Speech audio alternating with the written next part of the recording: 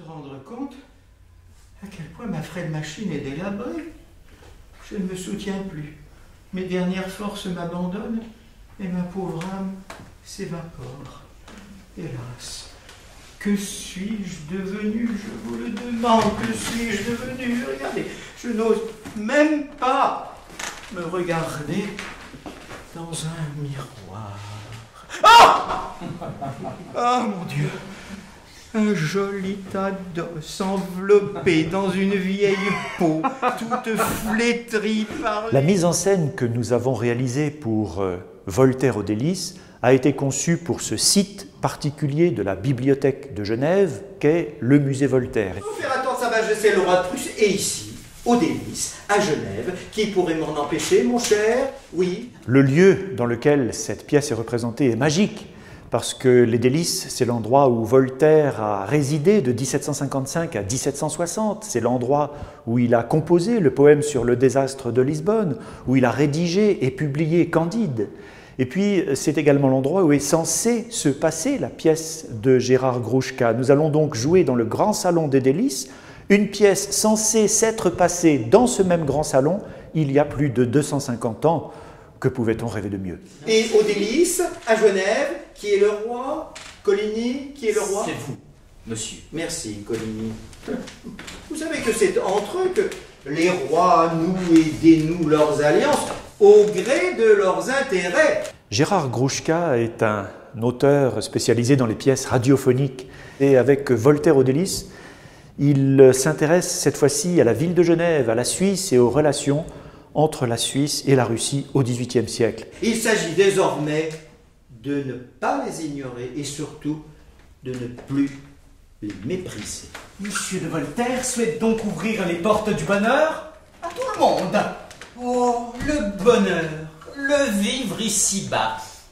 L'idée est nouvelle. Il nous faut y songer. Que de cris de secousses quand tout le monde viendra réclamer sa part. Voilà les semences d'une belle révolution à venir. Et pourquoi non, votre majesté? La pièce retrace une matinée de Voltaire aux délices avec tout ce qui faisait son quotidien, mais son quotidien intellectuel.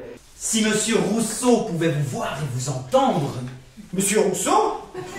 Monsieur Rousseau, celui-là ne se plaît qu'à décrier les arts, à pourfendre les lettres et à nous faire l'éloge de l'ignorance. Oui, de l'ignorance, Coligny. Enfin, l'ignorance, à mes yeux, engendre le fanatisme et la barbarie. C'est cet esprit qu'on essaie de convoquer de nouveau aujourd'hui, un esprit à la fois de lutte contre l'intolérance et de bienveillance collective. Les hommes, à travers les siècles, au cours de leur civilisation, établissent des sociétés dans lesquelles les sciences et les arts l'emportent sur la barbarie et finissent par compenser plus ou moins ces horreurs et ces atrocités. Rechercher les causes de ces progrès, de ces révolutions des esprits qui le jalonnent est la tâche essentielle du philosophe. En fait, son grand combat, son combat de base, c'est lutter contre les religions, contre toutes les formes de religion. Ce Dieu, ce tout-puissant protecteur, si bon, si miséricordieux, si généreux, existe-t-il vraiment, puisqu'il n'a pas pu?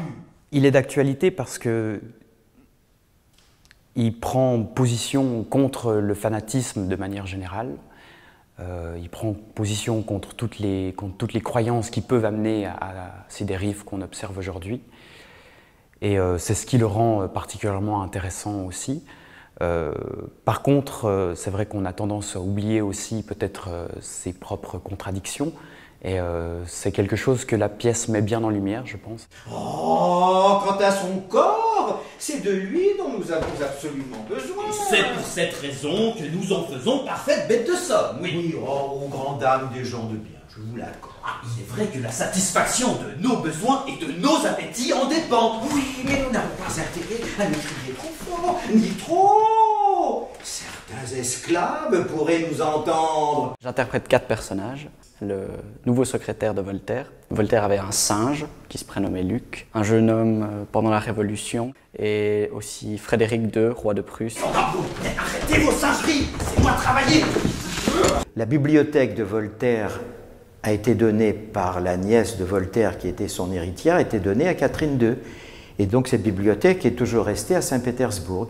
Et depuis cette époque-là, cette bibliothèque existe et il y a toujours un conservateur et des gens qui travaillent sur Voltaire, sur les Lumières. Donc il se trouvait, ça paraissait idéal. C'est un rêve que d'aller jouer là-bas. Mais vous moquez-vous du monde, votre Altesse? Prétendre que le mal qui sévit sur cette terre composera le bonheur futur des hommes, mais cette idée non seulement insulte la raison, mais elle fait surtout outrage à leur terrible souffrance. Si Dieu se refuse à les entendre, que le monde entende ma voix. On parle certes de Voltaire et du XVIIIe siècle, mais vous savez tout comme moi que Voltaire est on ne peut plus actuel et que c'est cette actualité qui nous concerne au premier chef. Elle est donc internationale, elle est planétaire et la pièce peut s'adapter à tout public, à tout niveau et à tout lieu. Mon cher, calculons. Où en sommes-nous?